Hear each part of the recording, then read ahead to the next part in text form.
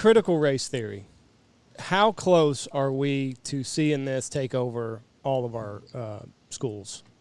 Well, you're very close. The sad thing is that you just had the head of the teachers unions, Randy Weingarten, about 2 weeks ago, stand up in their convention to say that the teachers unions will go after any parent that tries to stand in the way of them teaching critical race theory to their children, grades K through 12.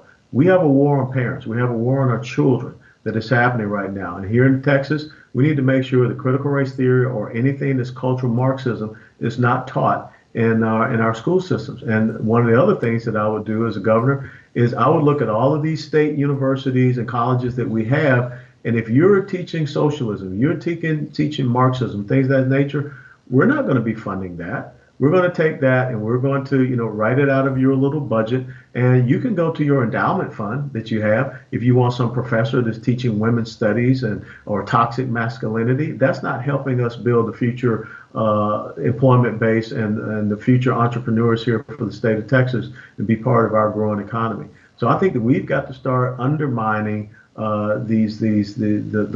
leftist agenda, which especially is in academia. See, I'm going to push back just a little bit here. I mean, it's not anything that you said, but I would teach the horrors of Marxism and socialism. I would have kids reading the Gulag Archipelago and see how these institutions failed. And that's what Ron DeSantis said. And if you want to teach it, teach the true history of it.